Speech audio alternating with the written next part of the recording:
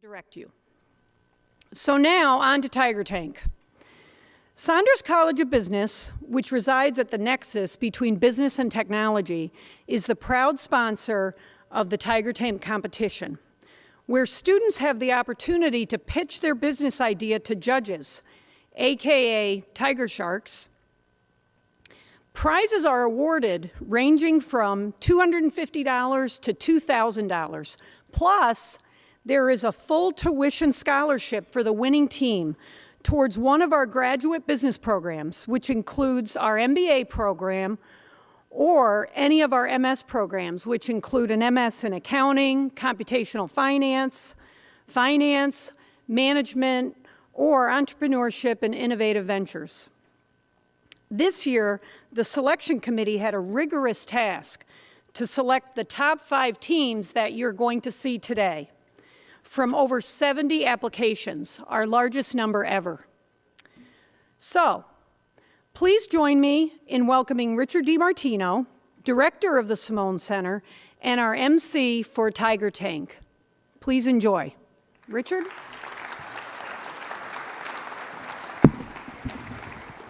Wow, there's a lot of people here today. I'm so glad you could all come. We're really excited about the teams that we have presenting in the Tiger Tank. We're very happy that we have a great panel of judges that have given their time to help give them feedback and look at all these great ideas. Some real quick talking points. 5 teams are here. We had 71 applications. We selected 5. There were probably 25 that we thought were worthy of coming up here, so there were some tough choices. Each team has 5 minutes to present their ideas, and then there are 8 minutes where the judges are going to ask them very specific questions about their ideas, their markets, their use cases, that type of information. The judges determine the winners and the prizes.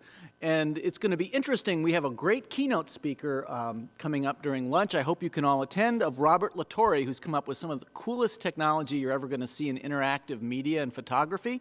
And he is going to announce who won the Tiger Tank and the positions that people are in. So we're very excited about that. And please do come for the keynote, because I think you'll all learn a lot from it.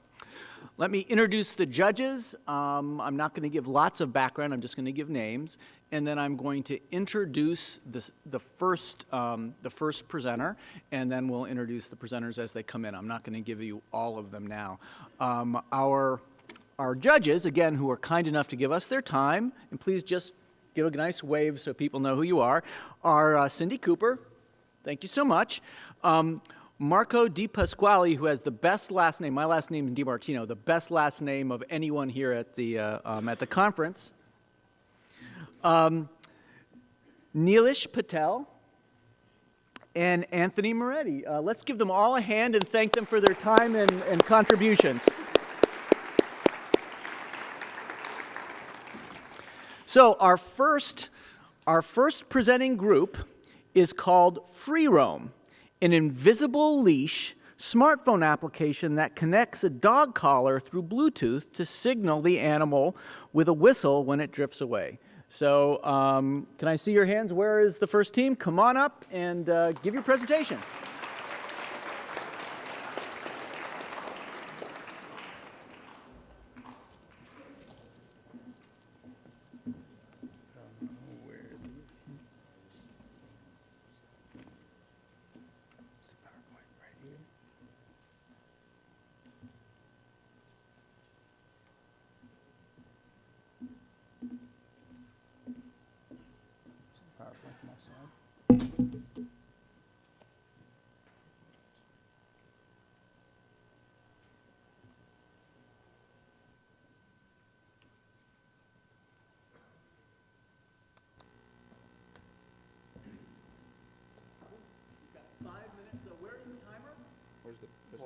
Just to let you know how things are going to go is you're going to start, you're going to present, you're going to give a warning when? 1 minute, and then we're going to cut you off because this has to be efficient. So whenever you're ready, just go ahead and start. Oh, yourself in the wrong one.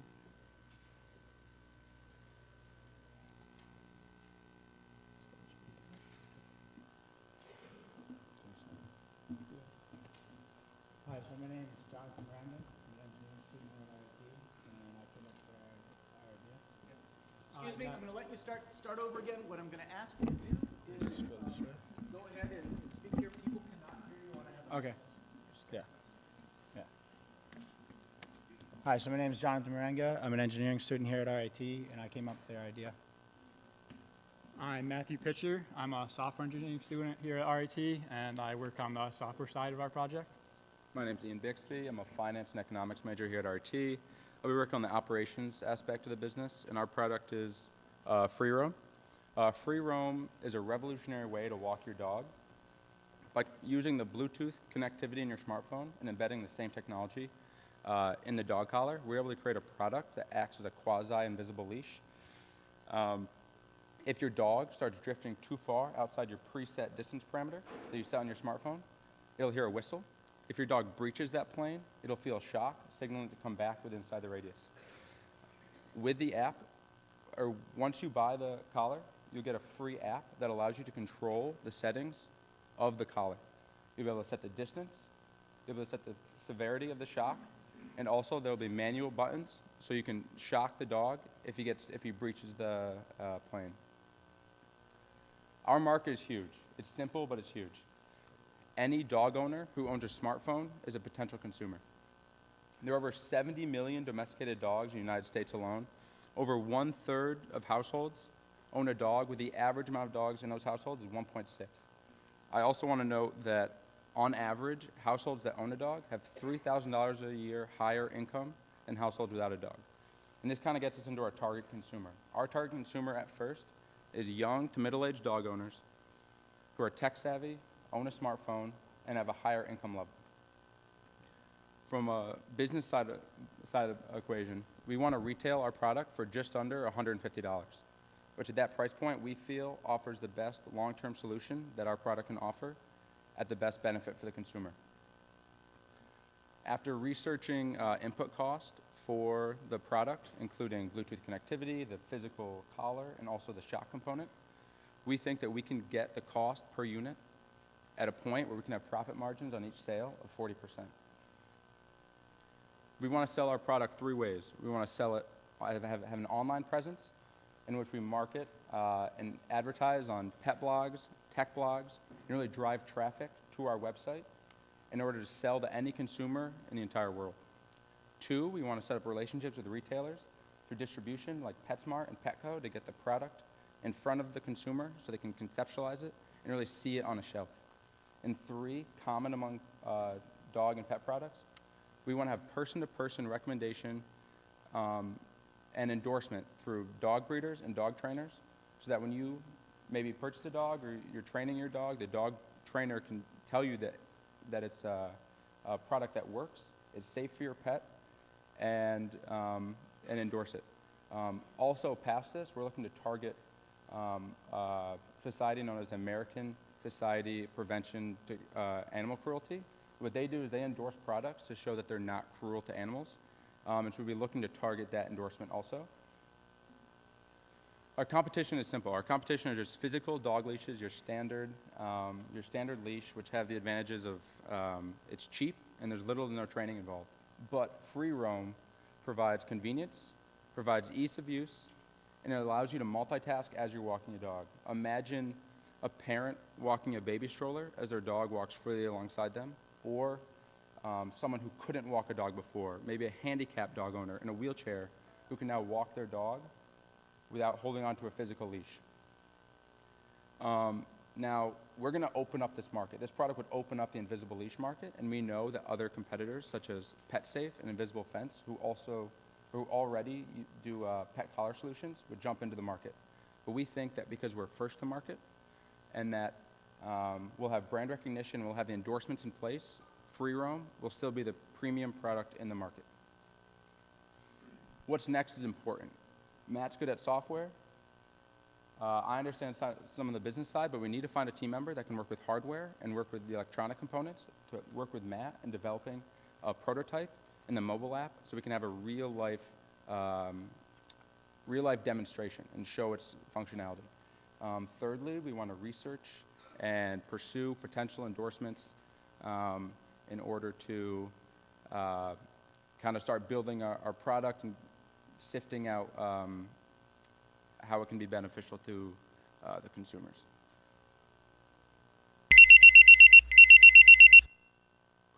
Questions?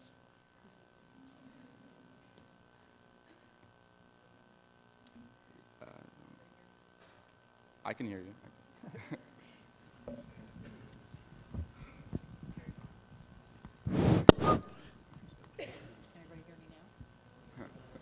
Can you hear me? This one.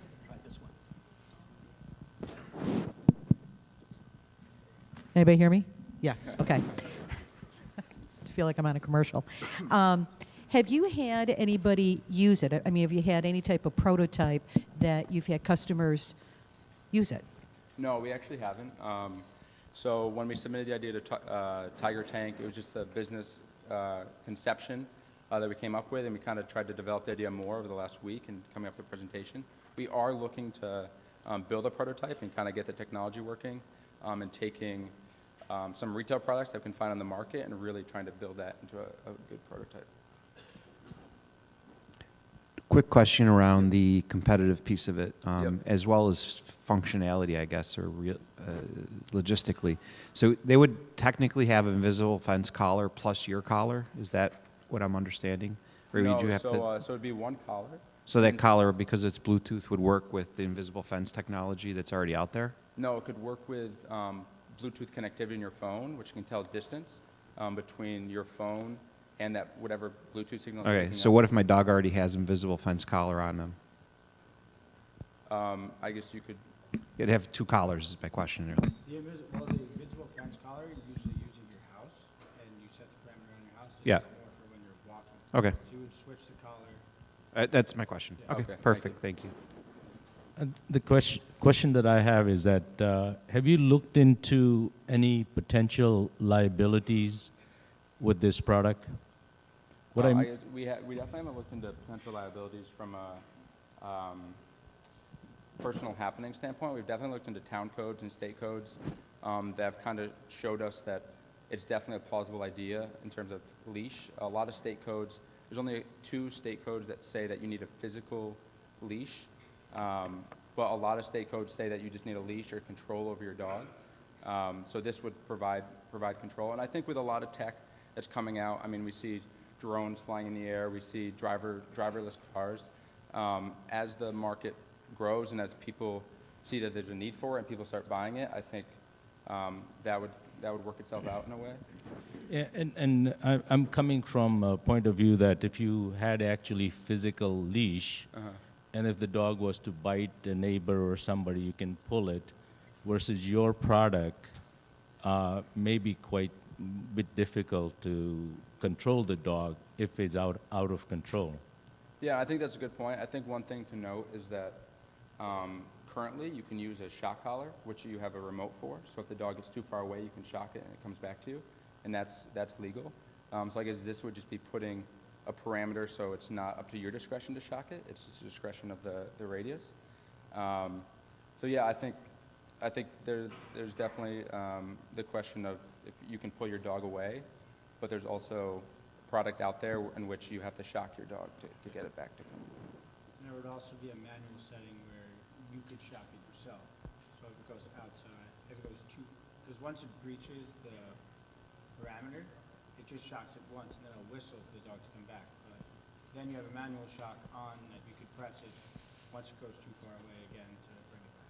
And I think just like if you have an invisible fence, just like with the invisible fence, there's a lot of training that goes on to be able to have your dog use that invisible fence so it knows that once the whistle sounds, it should come back in, and it knows when it crosses the plane, it'll shock it. So it'd be the same thing with this, and that's something else we're definitely gonna have to do is develop some sort of training guidelines and work with dog training professionals to come up with that plan to package with the product.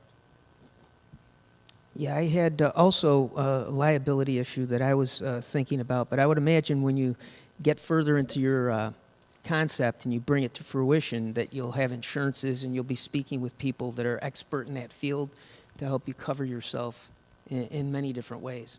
I also had a question as far as I noticed you're using a Bluetooth mechanism that's readily available. What kind of a moat do you have around your business to protect your concept from being taken and by someone else and being utilized by someone else? Yeah, and that's a good question also. Another step we definitely need to look into is talking to a patent attorney, talking to someone who's a professional in that field, to take this business concept, this product concept, and try to put it into a real-life prototype and a real-life product that we can protect. I'm not an expert on if this design, if it's process design, if you can get a design patent. I'm not sure, but we definitely need to look into if that's protectable. And just one other question. As far as the training goes, have you done any training whatsoever? Have you, to test the feasibility and to maybe project how hard it would be, how easy it would be to train the animal, and the responsiveness and the quality, the ease for the layman to be able to conduct that? Mm-hmm. Yeah, I actually have a manual shock collar, and that's how I kind of came up with the idea. And if you start as a puppy, it responds very well, and over time it can adapt to it. And that's why if you teach it, if you have the app for when it's a puppy, and you set the radius, it'll know exactly how far away it can go from you. The only problem with the manual one now is like, I could shock it if it's 100 yards away, or I could shock it if it's 10 yards away. It's up to my discretion. So it doesn't know exactly how far it's supposed to stay away from you. It's just all up to the owner's discretion. And yeah, I think it goes back to the invisible fence. I think the logic of the dog kind of says that if it's trained to understand, it needs to stay within a certain perimeter of you. I think that makes more sense to it than it knows if it gets too far away, it'll be shocked. I think that could work out, but again, we need to consult with a training professional. Quick question around failback. You're walking on a trail, your battery's starting to run out of your phone. Is there any thought as far as like, fail back to some sort of manual, battery operated or something like that? We've thought actually a lot about that because that is a thing that we've kind of run into when working out the idea. You'll get a notification on your phone that it's running out. If your phone breaks or just happens to die automatically, the collar will start sounding a whistle, and so the dog will know to come back to you. It'll sound a whistle. And we're actually thinking about putting a retractable leash on the edge of the collar in order to manually walk the dog if it got away or if your phone, the connectivity went out. I get, so you mentioned about the retail cost of $150. Can you tell us how you arrived with that number? What kind of marketing feasibility study have you done to justify that price? Are the consumer willing to pay $150 for something like this? Yeah, and we did some research in looking at invisible fences, which can retail up to $400, high-end dog collars, which can retail over $100, and then collars that have GPS and shock collars that don't have the Bluetooth functionality. And we found those shock collars can range between $70 and $200, and GPS collars can range between like $60 and $150. So we think at a $150 price point, we'll be able to make the product at a certain cost where we can still have great margins, but still feasible for the consumer to purchase. Thank you.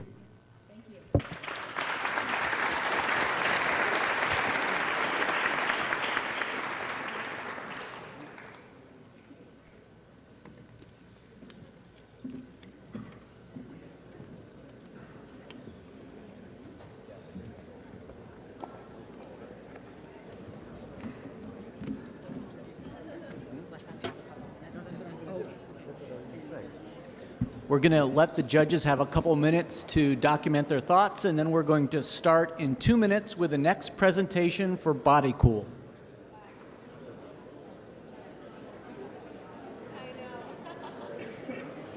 Can the Body Cool team come up here, please?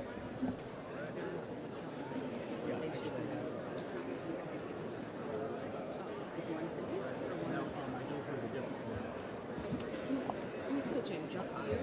Just you. So do you want the lapel mic? Is anyone else going to be? As long as they can hear us. Okay, sounds good. Is it attached to? Okay. So let's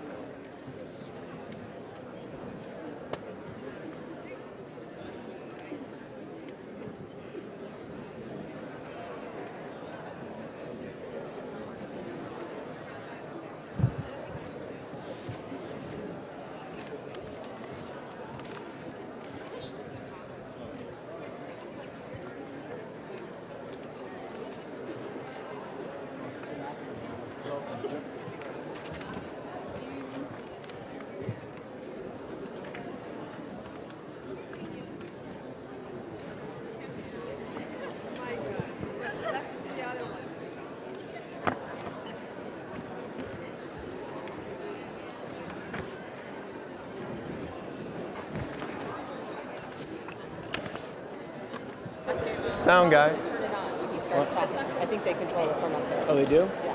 Just Do put they? this in your pocket, All right, it's going in. and I got to show you how to do the hanky. Oh, It's not, that's you not messing how up my collar That's not tie? how you do the hanky. I'm going to show you how to do the hanky. Thank you. There's a process of it. Is this the way to go, like the right direction? That's the way to go backwards? Yes. Perfect. Nice. Alrighty. Then we're going to give. If it turns out, I don't have it anyway. If it turns out that doesn't work, Yes, that's going to be my they'll backup. pick it up and say that. All right. And the three of them, I already talked to them. They're going to do expressive dance behind it. Just to please the audience Yes, and everything. just to please the audience. How do we activate one of these? Should just be a press. Yes, you can. Which, how do I activate such a We're thing? already activated. Oh, All you gotta okay. do is speak. Cool. The next presentation, excuse me, the next presentation is the group of Body Cool. It is designed for 2.5 million people suffering from multiple sclerosis, a clothing product with a cooling ability to discreetly control the symptoms of this ailment during warm weather. The floor is yours. Alrighty. Good morning. My name is John Robinson, and I'm actually here today because of a man named Rick Leroy. Let me introduce all of you to Rick. Now, Rick has done a number of incredible things in his life. He has run several races, many of which over 25 miles. However, now Rick struggles to walk even from his home to his car due to a disease with no known cause or cure, multiple sclerosis. Now, I can barely comprehend the emotional struggle that Rick goes through as a result of this disease. And there are over 400,000 Americans just like Rick. Now, the key takeaway I took from meeting with Rick was actually one of the first things he said to me, and that is because of MS, he is now his enemy. Rick isn't alone. In fact, it has been proven that he has been shown to temporarily yet aggressively worsen the symptoms of MS. This is where we wish to help. At BodyCool, we are designing cooling apparel made specifically to protect those with MS from their symptoms, especially from heat. We do this through cooling apparel, and we do this as discreetly as possible. Now, allow me to explain. Here's some of our competitors. As you can see, they focus on heavy vests, which must be worn outside of the clothing. Now, we have spoken with a small yet growing group of MS patients, and they have found these to be often bulky, noticeable, and overall very inflexible. So, at BodyCool, we're creating our apparel. So, we have these two conceptual models here, which are designed specifically not only to be very flexible and to combat the cooling abilities, but also to be very discreet. Now, actually, I'm wearing one right here. Now, if you had to choose, would you wear this very concealable thing, or would you wear the heavy vest that I showed earlier? And people with MS are no different. So, here's a simple competitive matrix. Here is where our competitors are, with varying amounts of discretion and a variety of prices. And here is where we strive to be, with a very medium range price and a focus in discretion. Now, as far as getting this to our customers, we have a variety of options. We plan to sell online, much like our competitors.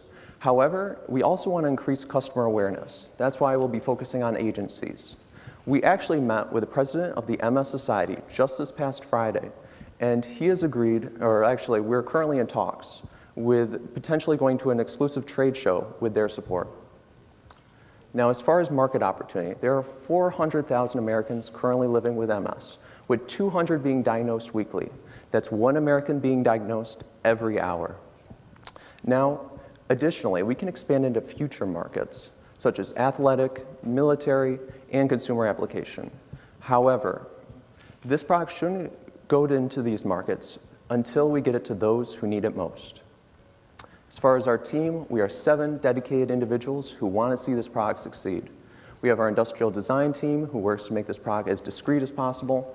We have our engineering team to make sure it performs properly. And then you have me, I do our fundraising, customer research, and other organizational tasks using my 2 years of prior experience in a previous startup. As far as our early supporters, we have the Al Siegel Foundation, who actually came to us with this problem, and we're helping them trying to see it become a success. We have the MS Society, as I said earlier, and one company not mentioned, Nexotherm. Now, these people could potentially make our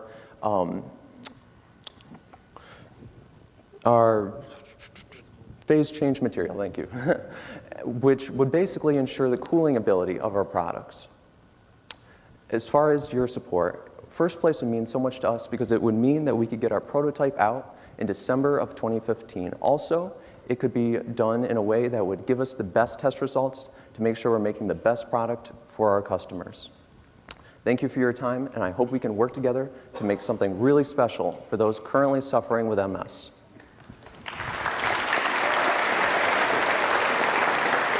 Alrighty. Thank you. So, as promised, we do have the phase change material, which we can hand out to you in case you're curious what it is.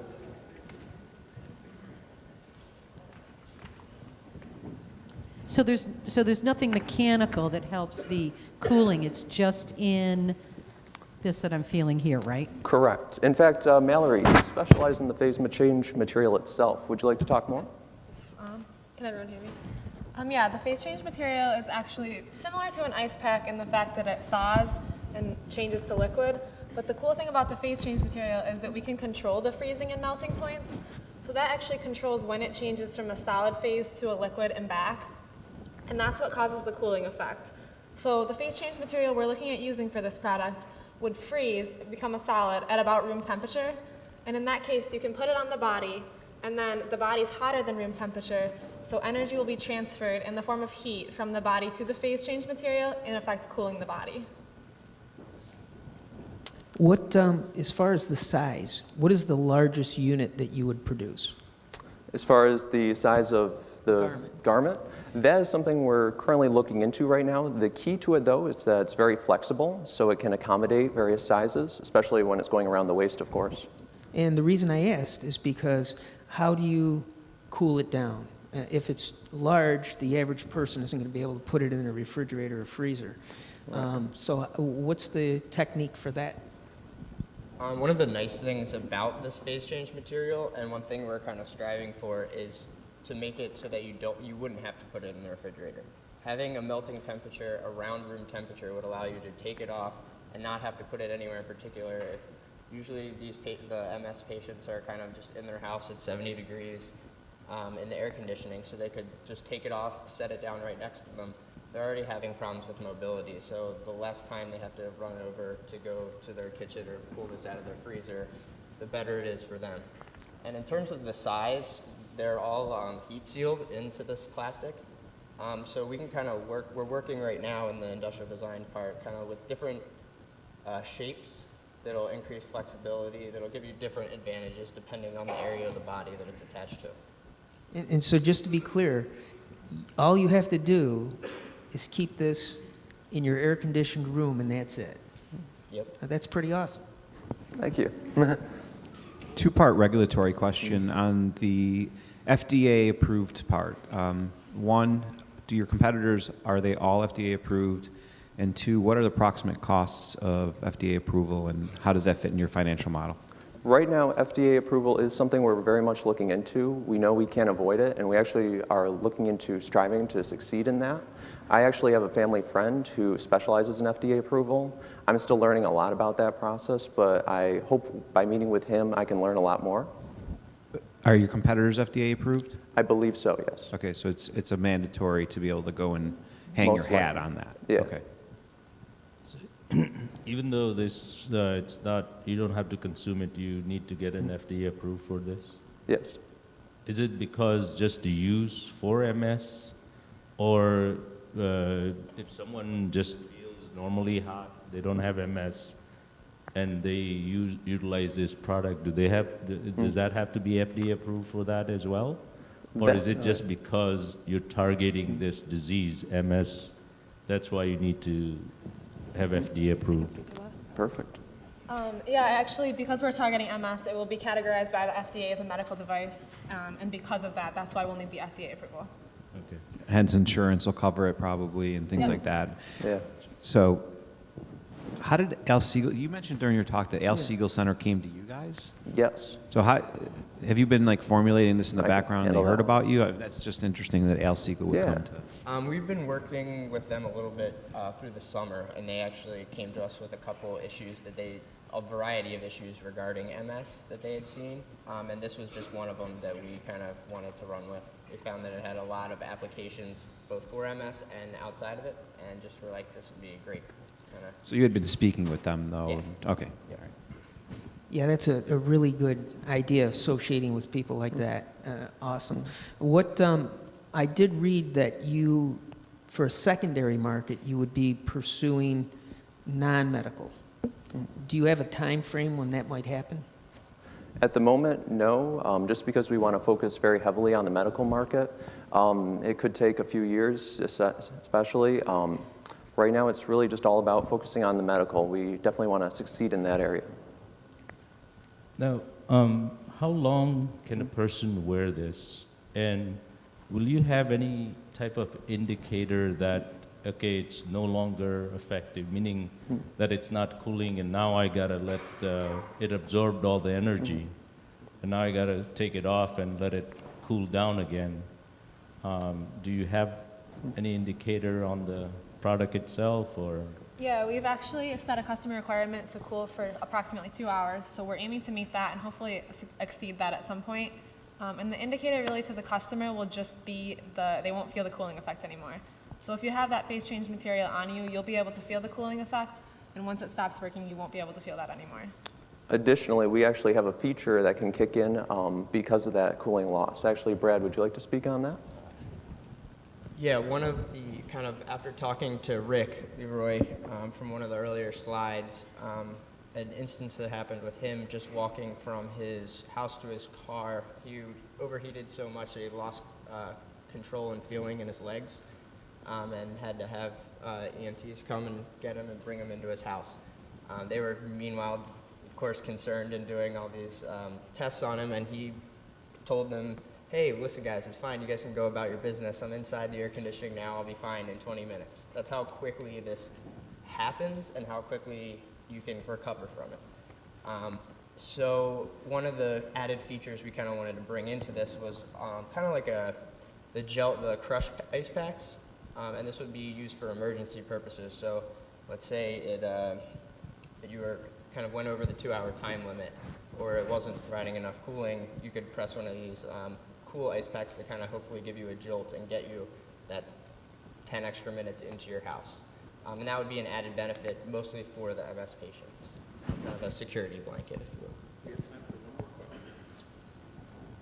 Well, then just quickly, as far as your competitors, which are more expensive and bulky and they look like you're wearing an armored suit, how long do they last compared to yours?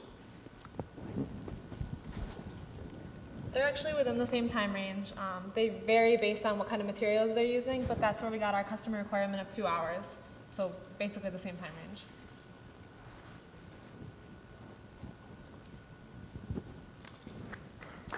Thank you.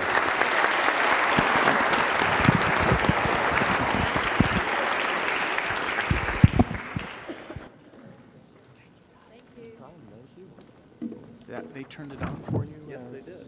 Okay, excellent.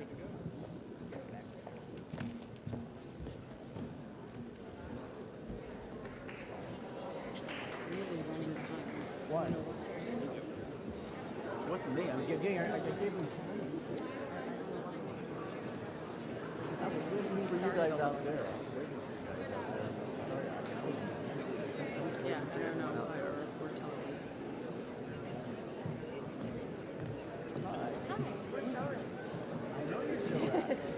Hi, Shorak. Do you want to pass this back and forth, or do you want to wear this on your job?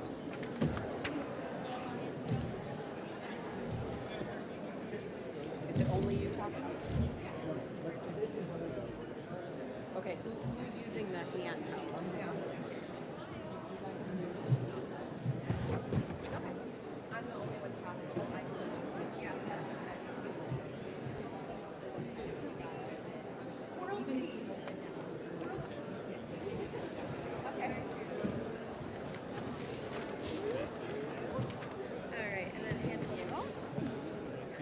off, or you can all have it. Okay? Okay, we're going to give these folks 1 more minute, and then we're going to let you do it. Now, how it works is that when you talk to the rest of you, the other two of you, are going to express their interpretations of what you're saying. I'm just making them laugh. Not saying anything. Hey, we're ready. Okay? The next presentation is the Show Rack team, which makes an intuitive interface that allows users to purchase specialty clothing from merchandise seen in their favorite shows and movies. The floor is yours. Wow, I seriously can't stop watching Breaking Bad on Netflix. It's so good. But you know what bothers me? I love Jesse Pinkman's sweatshirt, but I can't seem to find it anywhere. I mean, I'll look on Google, and I can't seem to find it, and all I want to do is buy that sweatshirt. Wait, what's this? Wow, neat. And there's the sweatshirt. Sold. I'm getting it. Come in. We have a delivery. Is this what I think it is? It is. Yes, it's my Jesse Pinkman sweatshirt. Oh, yes, finally. So this is Life Made Easy. ShowRack is a new interface where we connect customers to the things that they love from their favorite TV shows and movies. Now, you might sit there asking yourself, why isn't this something that already exists? But there actually is something that exists. There's Shazam. Shazam is a mobile app that listens to music, it identifies the song, and then it'll connect you to the point of purchase. So ShowRack wants to take this business model and spin it in our own way to use it in the entertainment and clothing industry. So looking at the industry right now, we have our traditional stores that you'll go to the mall to see. We also have online shopping. But between all of these, there's always a disconnect where you can't seem to find the exact item that you're looking for. And it might be because of size, or the fit isn't right, or even color. But ShowRack, we solve this problem. We have exactly what you love from your shows, and we give it to you right at that impulse moment where you see it and you love it and you really want it. So can I get a raise of hands? How many people here have a favorite TV show? And how many people here like to watch that TV show on a streaming service? That's really awesome, because my favorite TV show is Entourage on HBO, so we're not the only ones. In this market, there's over 40 million people who just subscribe to Netflix. And our target market are millennials, who are also online shoppers and also binge watchers. So our team comes from a very diverse background. We have people in business, also from the entertainment industry and technology. And we're extremely passionate about creating something that brings people together and connects them to their favorite items. So going back to the industry that we have at the moment, there's really no connection between the current retail stores and the video streaming industry. But ShowRack wants to connect these two. So we're going to work with the video streaming industry and work a deal with around 5 to 10% commission on every single sale. And in return, this is going to let the retail industry reach a completely new market that they haven't been able to touch before. And it's also going to get rid of their customer acquisition costs.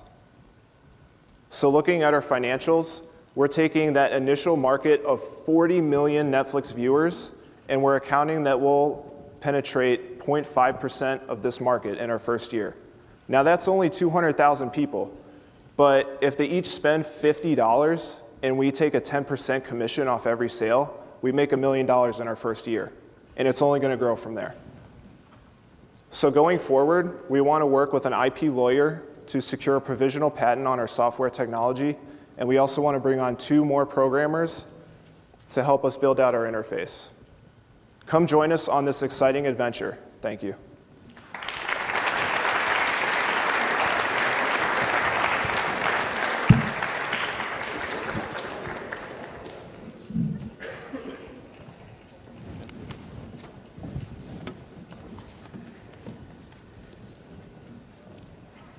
I'm just interested on the technical side of it. How are you scanning and grabbing this information? And then the second piece of it is, how are you tying it to a specific retailer, e-tailer? Right. So, I mean, obviously not nitty-gritty, but just, okay. I'm just not grasping the concept. Our initial goal is to connect with video stream industry players like people in the movie industry and the show industry. So we want to connect with the people that are managing the costume designs and the clothing that's going into these shows. And we're going to be in connection with them to get lists of all the clothing that they're using in these shows, and then we'll be able to integrate it into the And interface. that's kind of why we brought up that some of us have entertainment connections into the industry, just because it's important to have connections in that industry and to understand fully who does wardrobe and what goes into each show. So that's how we would find out where each article of clothing is from. And you feel you have enough scale to go and do this with all of Netflix? Not right now, but we would get there. We would be starting out with we would be beginning with the most popular shows and kind of branching out from there. We wouldn't be doing everything at once. Okay. It would be gradual.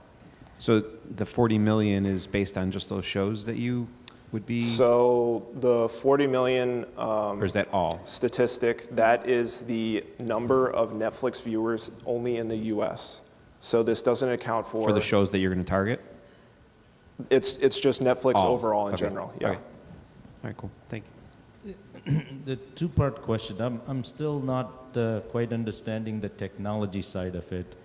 How would you know that this is the T-shirt or something? How does your app know? And then second part is that what challenges do you foresee with the TV shows and to get them on board with your thinking? I'll answer the first part.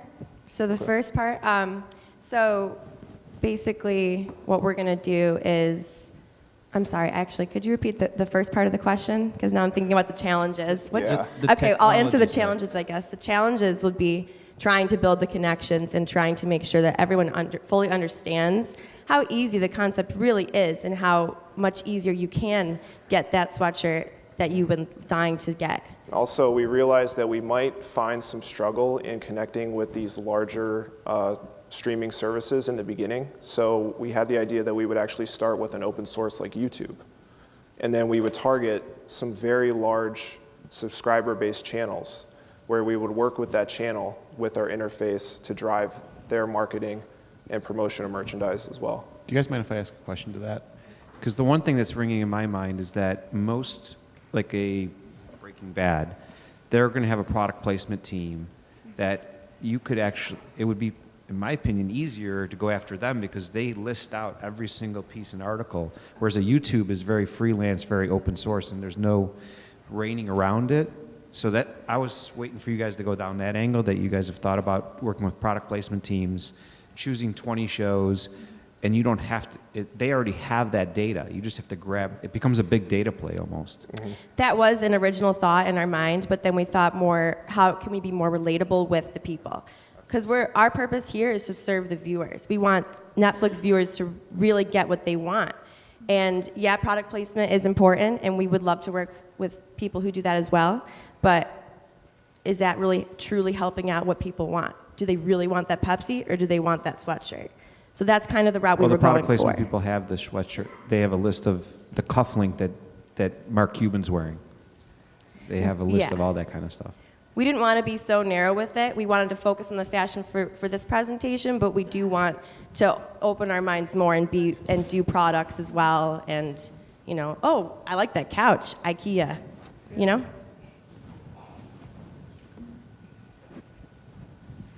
It sounds like a terrific idea. I like it. I do see, though, that there's a lot of complex parts involved. The affiliations, the licensing, the technology.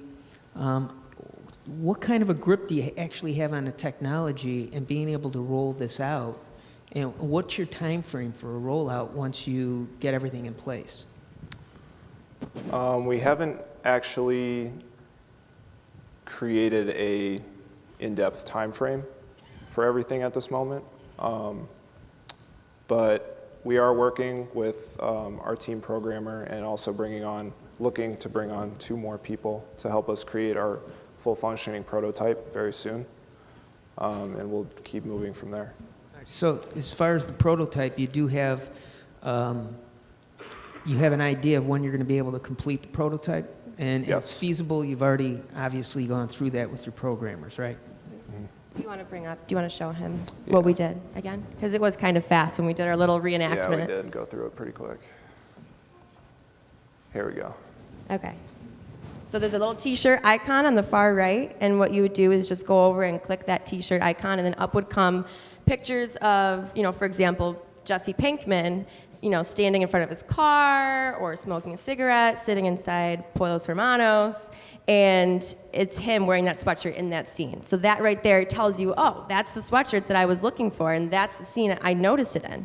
And that's when you see the price and see the retailer, and that's how you purchase your item. So there's a lot of setup, but it's all controlled, though. Yes. Yeah. And this isn't something that's going to be like an advertising thing on the system. This will be an opt-in interface. So it'll be you hitting the pause button, or in the intermission session between episodes, you'll be able to access this interface and go through and see all the items that each character wore throughout the show and be able to pick your favorite items. Where do you, when you said that you would get like 5% of the population when you first start out, where would you advertise this app? I mean, how would you get to your market? So what we were thinking is that we would work with the video streaming services to kind of set up like an update, so the viewers will be aware that this interface is there, and it will also use the t-shirt icon, so people will kind of be like, what is that? So it'll kind of draw attention through those. We wanted it to be kind of subtle because we don't want to be annoying, flashy in your face. We don't want to be an advertisement. Kind of like when you're watching YouTube and then an advertisement pops up. We did not want to be a pop-up thing. We wanted to be able to choose, you can opt in, opt out, and it becomes an interactive service if you do it regularly. And we wanted people to just kind of discover it and come upon it. So they notice the t-shirt icon, or at the end of the episode, they notice you have 10 seconds till your next episode. And then before it starts, you kind of see a few shirts from that last episode. And you're like, well, what's this? And then you click it, and that's how you discover what show rack is. Thank you. Thank you so much. Thanks.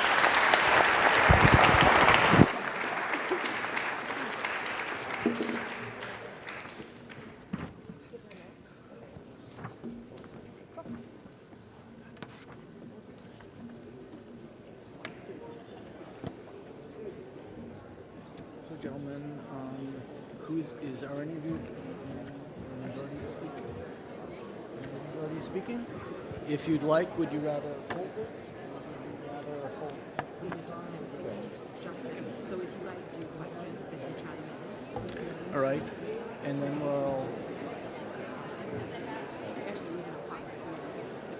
Are you guys going to speak at all, or are you just typing the first question? Okay, so just, you have an extra one here, if you guys want to pick it up, or you can just hand it back and forth.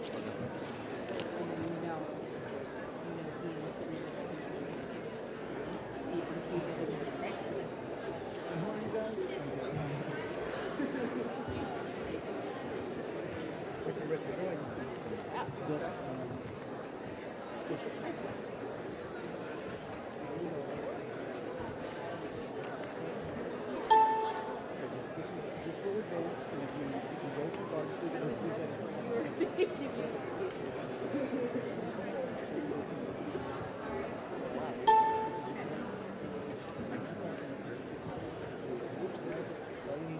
Ready?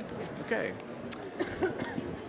Our next team is Univent, a mobile and desktop solution for universities and local businesses to track events from a centralized single source.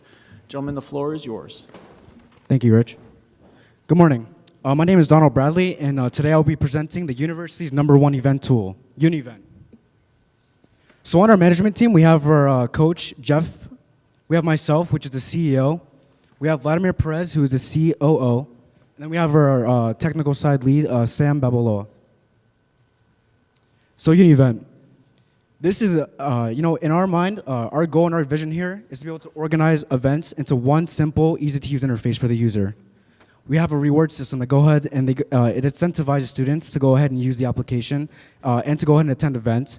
And we provide local businesses with ad space so they can actually promote their business. So right here is a very scenic view of Global Village.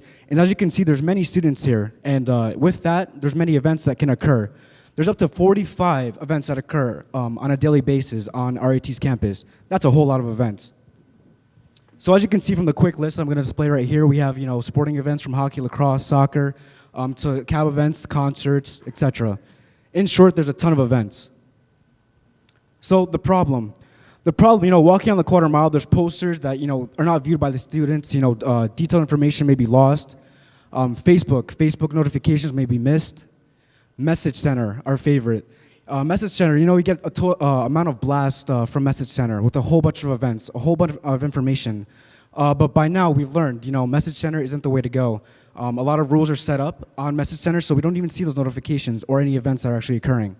And last, the link. The link is like it's a system right now that's in place where all events are hosted because they have to be EVR'd or event registered through this system right now as it is. So this is the problem. There's no centralized system for events. So our market, our total addressable market is going to be 21 million students across the United States and about 4,200 2- and second-year institutions. Our sizable addressable market is going to be 3.5% of that number, and that's about 735,000 students. Or in other words, that would equate to 146 2- and 4-year institutions. So very quickly, going through our competitive analysis, top we have ourselves, UniEvent, comparing to Involvio, Campus Quad, Facebook, and we have the college-owned app at the bottom. So across the top, we just kind of listed some of our features. We have the social aspect of it, recommendation of events based on the student's interest, a decentralized platform for events, our reward system, which is our key differentiator, feedbacks to be given once events are terminated, and the ability to provide analytics for colleges, for organizations on the campus. So let's take a deep dive into our beautiful interface here.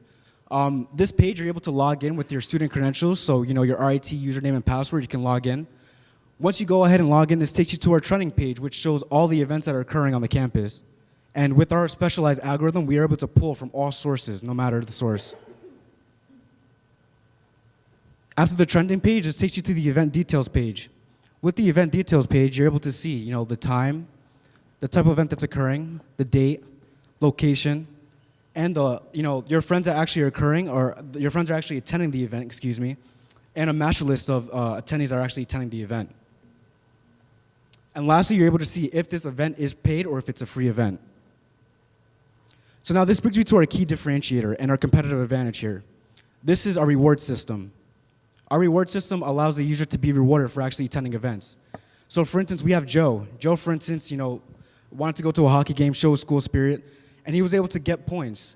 With being able to, receive points, we were able to track participation of the student and provide that information back, to the organization on the campus.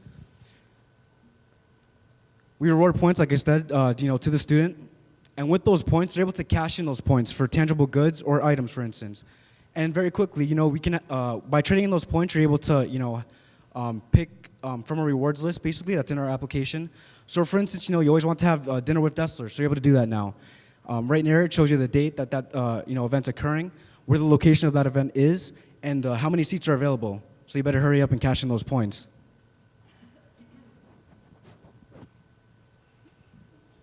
So a bit of our revenue model right here. For all students, it's going to be free for them. For colleges, it's going to be 25 cents per student per month. And lastly, for businesses, it's going to be 10 cents for per view and 40 cents per click. So very quickly, just some schools that we hope to branch out to in the near future.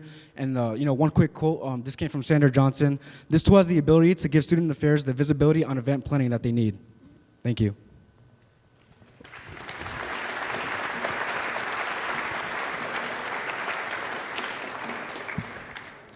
You've obviously have done the math, so what's the 25 cents per student? The individuals who use it, right? Like if it was for RIT, it would be based on the 25 cents. So if I'm understanding the question correctly, our price How would model- how would RIT be billed for this? It was 25 cents per student, but it's based on as a student uses it? That's correct. How much would that be? So basically, the price, breaking down the price point, it'd be about $3 per student per year, and that's for students that are using the application, that's students that are attending the university. So for instance, RIT has 17,000 students, they would be charged that price point. Yeah, so that would that be $10,000 a year That additional would be for each approximately college? $40,000 a year. $40,000 a year? $40,000 a year, correct, for Okay. one university. Okay, thank you. That price point was gauged over time once we, were able to discuss with RIT, because we actually started the implementation of this at RIT. Well, not implementation, we started the prototype stage of this at RIT. They are, hopefully our first customer. So we're able to talk to different organizations on campus, kind of gauge our price point. We're still trying to build our business case right now as we're talking to various execs on campus right now as it is to understand how they kind of build their business case to something like this. Quick question. How many schools do you think you'd be able to, let's say you're off and running, you're already geared up and everything's working. How many schools do you think you can work with in the first year, second year, third year? That's a good question. That's solely dependent on the systems that we're able to integrate on the campus. Some schools do not have an event management system, and some do. So, for instance, RIT uses the link, like I stated earlier, which is kind of a place where events have to be registered. So they're official RIT events. So to answer your question, I can't give you a direct, projection of how many schools we'll reach per year, because that's solely dependent on the existing platforms that are there and how we're able to integrate with them. So there's a couple of ways to get revenue for this. One is obviously the university. Other is vendors, right? Correct. Different vendors. What kind of responses have you gotten from vendors here? So we have actually gone to Park Point, which is right here, obviously in Park Point, Loving Cup, and Very Berry. So those are three customers that we've talked to with our prototype, understanding how much they would pay for something like this, given the value. So that has helped us to understand kind of our price point and what they would be willing to pay for it. So I'm not sure if that answers your question. Okay. So you have talked to three vendors so far, right? Correct, just three so far. And how do they gauge that it's effective for them?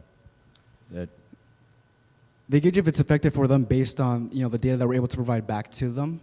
So basically, it depends on how many clicks the business is getting based on their ad, and we're able to provide that data back to the customer to see how many people actually were viewing your ad, how many people clicked on your ad, and provide that to understand if it's actually something that's working for them.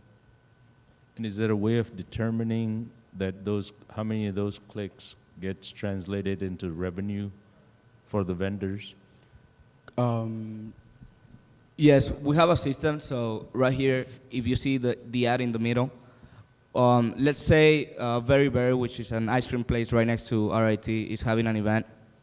Students are going to be able to click on the ad and use the barcode that will appear and redeem that barcode at the ice cream place to get a discount. So for instance, there's a tally that's being counted in the background as well as through coupons that would be provided for the business. So the point system is your value prop, right? Correct. It's an competitive advantage as well. And I'm assuming you're funding that out of yourselves, I'm assuming there's going to be dollars going out for these costs, or are they going to be all soft costs like dinner with the president? Have you formulated that plan? So with the reward system, it's something that we've actually have begun in talks with hockey, for instance. Like I stated earlier, it's something that's in the works. So I guess you're asking kind of where the budget would come for our reward system. Our reward system would actually depend on the organization that we work with. So it would come out of their marketing budget, for instance, for hockey. We would use some of their marketing budget to be able to fund the reward system. So my question, the reason I'm asking the question is I noticed that nobody else has a reward system out there from your competitors, and then my first thought would be just from a cost perspective, you're maybe going to be a premium because somehow or other you're going to have to hold money back somewhere along the way in your billing to be able to go and pay for this. It's not going to be obviously free. So I'm just trying to get a concept of like where you guys sit versus the competition from a price point. Are those clicks higher, lower than your competitors? And how much of that percentage is going towards rewards? And have you thought about what the reward system is?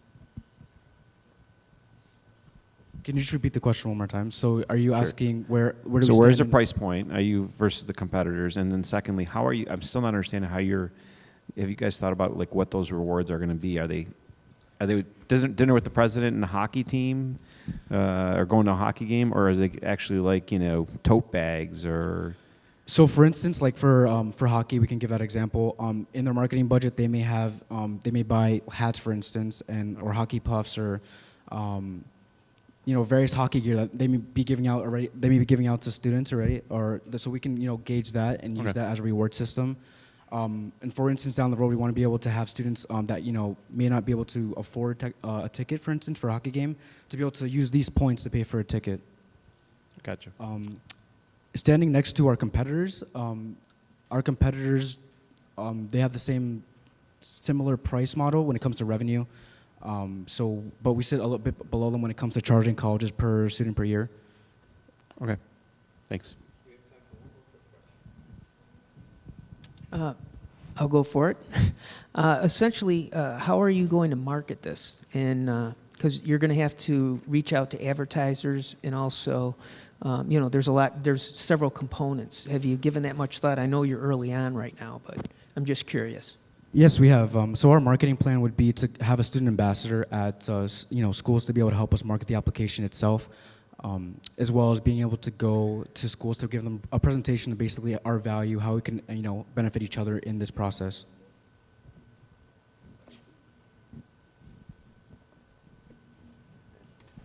Thank you. Thank you.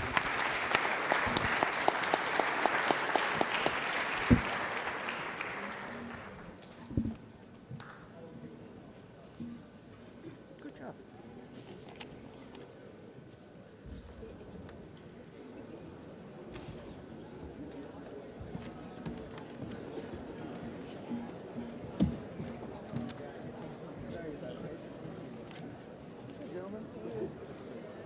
Which one of you would you like the option of having this?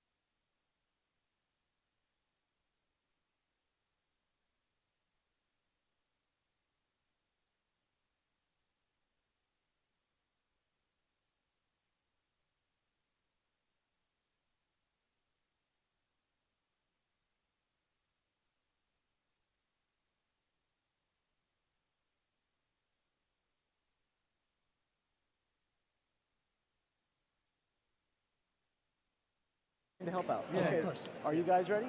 Yep. Audio's working. Yeah, this mic's working. Okay. All right. So I need this first. the final presentation, attention everyone, the gonna final ask for a quick sound presentation check. is FlickShare, a feature with a one-click interface that allows users from any location to simultaneously watch the same media, whether it is a video clip, movie, or live stream event. The floor is yours. Hey everybody. So what we're going to be talking about right now is a quick sneak peek of what FlickShare is. My name is Mohammed Daragma. I'm the, I guess you can say, founder of this idea. We have Karthik, who's also the product manager. And I am a computer engineering student, fourth year, and Karthik himself is a fifth year computer science. We also have Anna Cherian, who's a graduate in new media design. And we're going to start. Karthik, you have a question to ask? Yeah, so how many of you watch Netflix? Great. So how many of you watch YouTube? Well, that's great. We love getting our friends together and watching movies on the couch. That's the best way for us to do it. We don't really like doing other things like Skyping and stuff like that.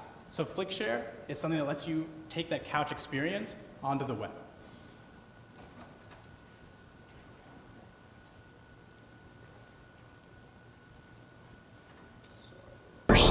You need to believe in the impossible. Can you do that? Can you do that? Good. Sorry about that. Okay. All right, sorry about that. Anyways, so let me give you a scenario. You and a friend are on a co-op. One's on the West Coast, one's on the East Coast.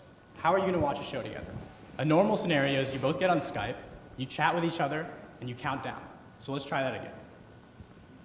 1, 2, 3, and you both press play.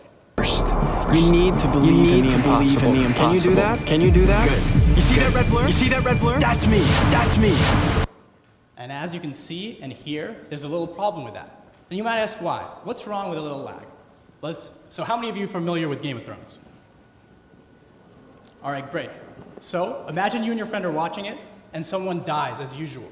Your friend is going to scream before you even see it happen on screen, even if you're a few seconds late.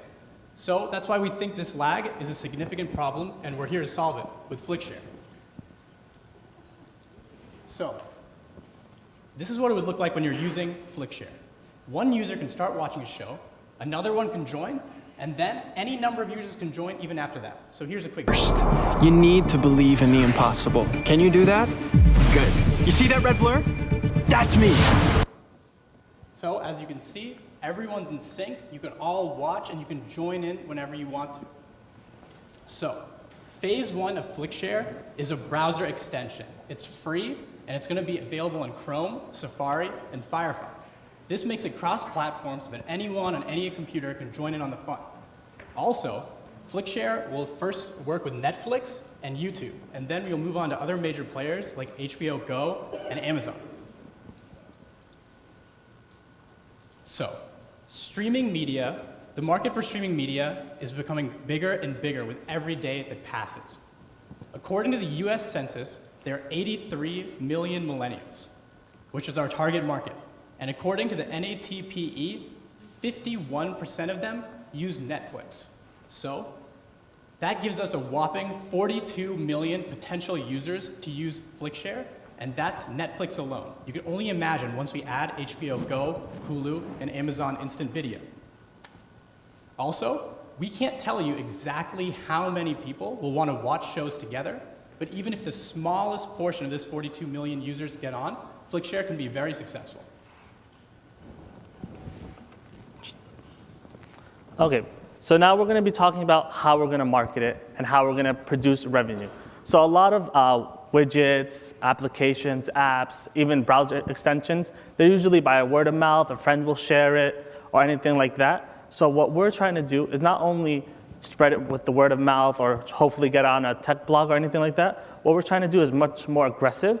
So what we're hoping for, on top of all that, is a Facebook ad campaign. We're hoping to spend $500 in 2 months, and with predicted reach from Facebook, we're hoping to hit 100 million people. And from that number, we're hoping to get a fraction of that to become users. And that's where that next part is. We're going to be creating targeted ads. Those targeted ads are not like your typical ads, and I'll show you why. So this is our interface. So we see over there, it says The Flash in that corner. So what we're going to do, we're going to be using a technology, a library that's public, to scrape that information. It'll detect the word The Flash, the season, everything, and it'll find content related to you. So you don't want to watch, let's say, another show like Barbie or anything, because that has nothing related to. But what we're going to do is have targeted ads that talk to you about your show. So The Flash, it's related to the Arrow. They're both superheroes, they're everything. We're done. Thank you. Yep.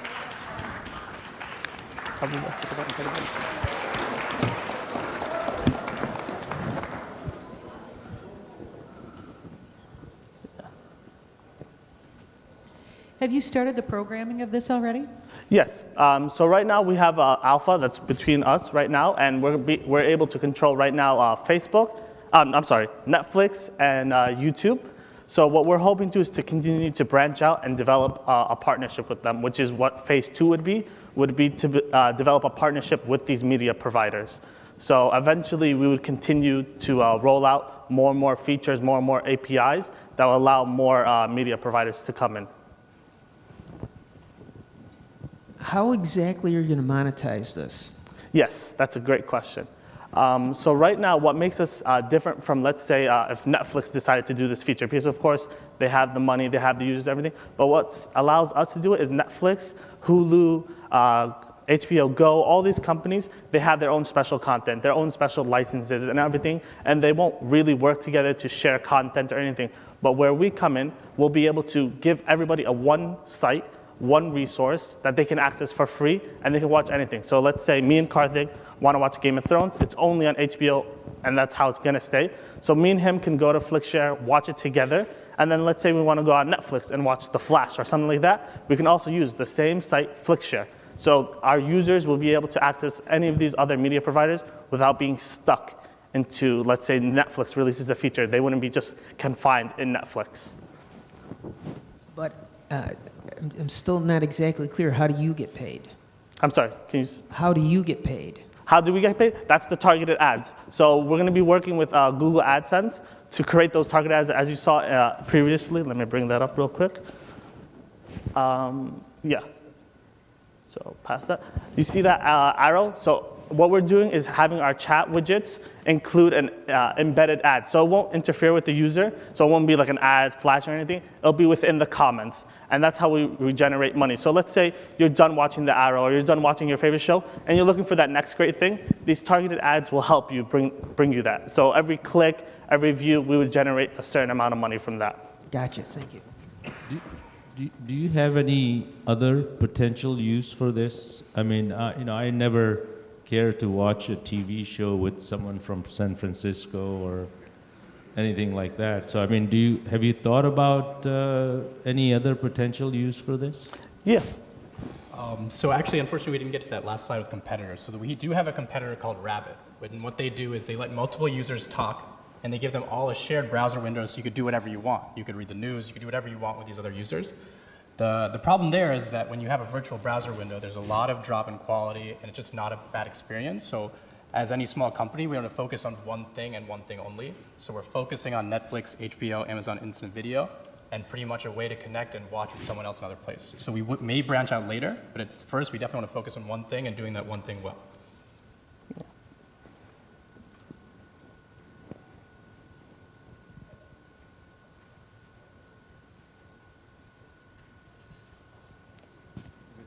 Any other questions? Okay. Thank you. Perfect. Thank you.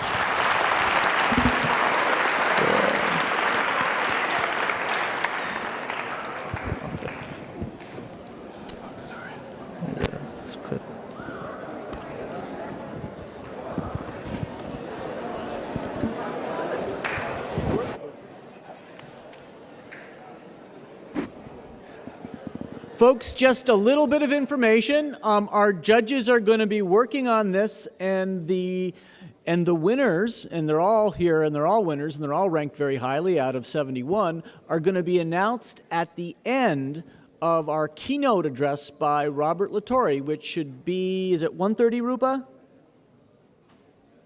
At 1:30. Thank you very much. We hope you can show up to the keynote address.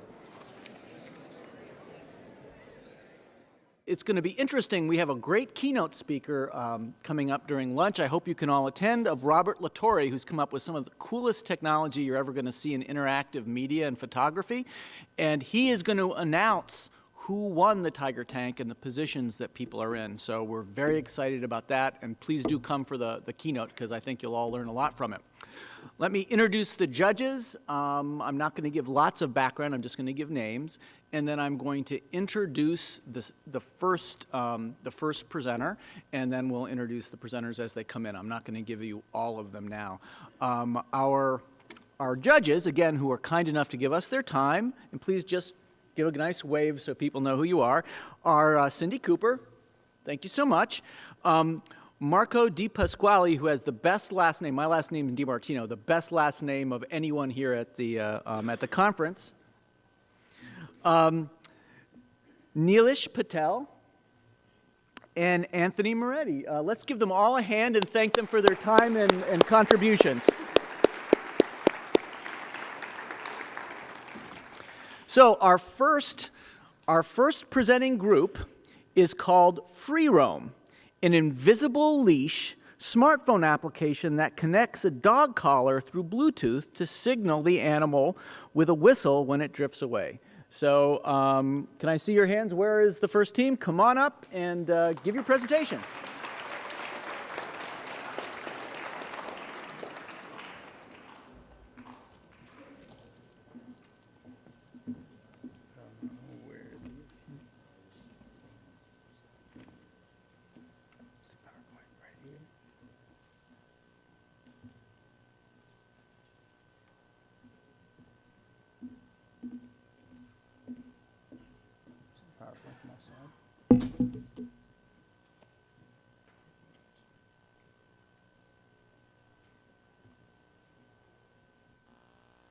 Our competition is simple. Our competition are just physical dog leashes, your standard leash, which have the advantages of it's cheap and there's little to no training involved. But Free Roam provides convenience, provides ease of use, and it allows you to multitask as you're walking your dog. Imagine a parent walking a baby stroller as their dog walks freely alongside them, or someone who couldn't walk a dog before, maybe a handicapped dog owner in a wheelchair who can now walk their dog without holding onto a physical leash. Now, we're going to open up this market. This product would open up the invisible leash market, and we know that other competitors, such as PetSafe and Invisible Fence, who already do pet collar solutions, would jump into the market. But we think that because we're first to market, and that we'll have brand recognition, we'll have the endorsements in place, Free Roam will still be the premium product in the market. What's next is important. Matt's good at software. I understand some of the business side, but we need to find a team member that can work with hardware and work with the electronic components to work with Matt in developing a prototype in the mobile app so we can have a real-life demonstration and show its functionality. Thirdly, we want to research and pursue potential endorsements in order to kind of start building our product and sifting out how it can be beneficial to the consumers.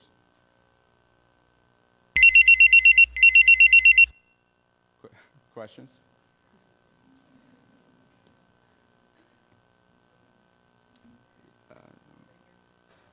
I can hear you.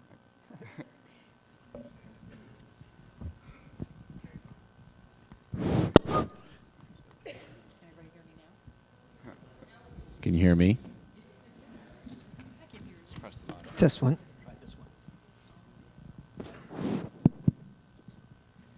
Anybody hear me? Yes. Direct you. So now on to Tiger Tank. Saunders College of Business, which resides at the nexus between business and technology, is the proud sponsor of the Tiger Tank competition, where students have the opportunity to pitch their business idea to judges AKA Tiger Sharks.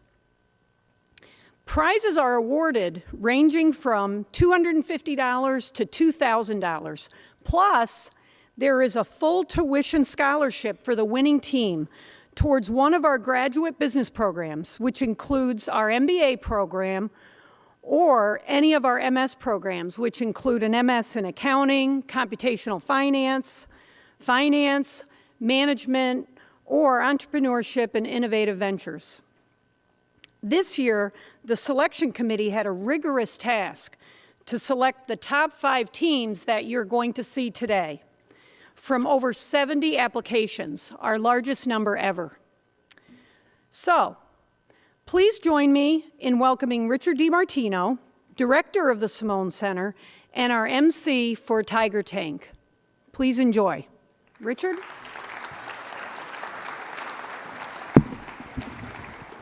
Wow, there's a lot of people here today. I'm so glad you could all come. We're really excited about the teams that we have presenting in the Tiger Tank. We're very happy that we have a great panel of judges that have given their time to help give them feedback and look at all these great ideas. Some real quick talking points. 5 teams are here. We had 71 applications. We selected 5. There were probably 25 that we thought were worthy of coming up here, so there were some tough choices. Each team has 5 minutes to present their ideas, and then there are 8 minutes where the judges are going to ask them very specific questions about their ideas, their markets, their use cases, that type of information. The judges determine the winners and the prizes. And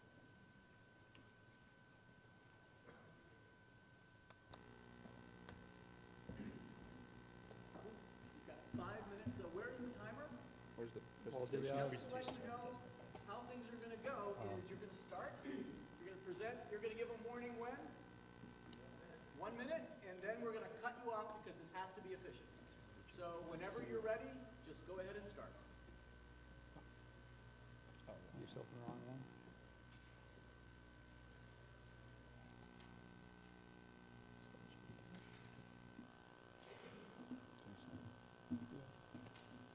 Hi, so my name is Jonathan Randall. I'm an engineering student here at RIT, and I came up with our idea. Excuse me, I'm going to let you start over again. What I'm going to ask you to do is go ahead and speak here. People cannot hear you on a Okay. Yeah. Hi, so my name is Jonathan Morenga. I'm an engineering student here at RIT, and I came up with their idea.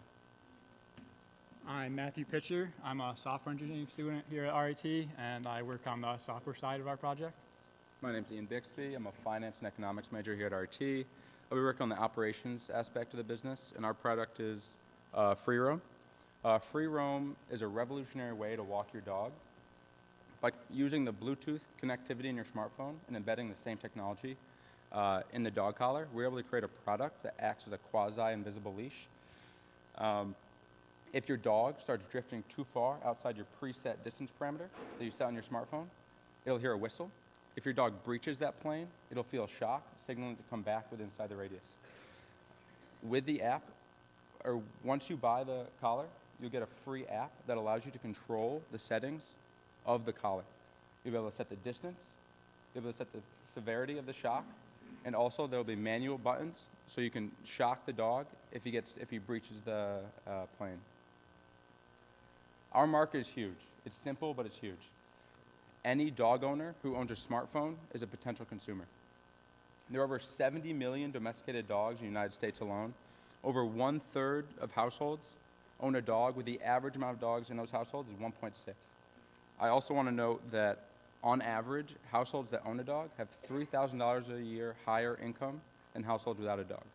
And this kind of gets us into our target consumer. Our target consumer at first is young to middle-aged dog owners who are tech savvy, own a smartphone, and have a higher income level.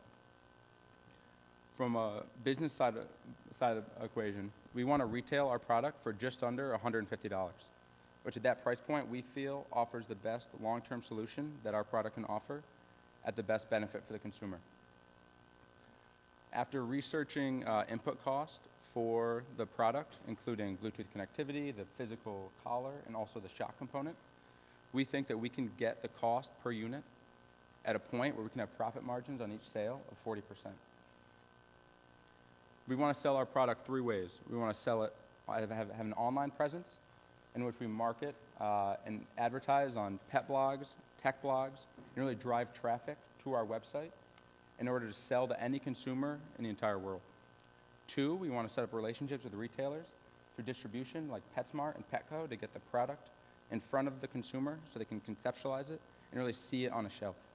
And three, common among dog and pet products, we want to have person-to-person recommendation and endorsement through dog breeders and dog trainers so that when you maybe purchase a dog or you're training your dog, the dog trainer can tell you that it's a product that works, it's safe for your pet, and endorse it. Also past this, we're looking to target a society known as American Society Prevention to Animal Cruelty. What they do is they endorse products to show that they're not cruel to animals. And so we'll be looking to target that endorsement also.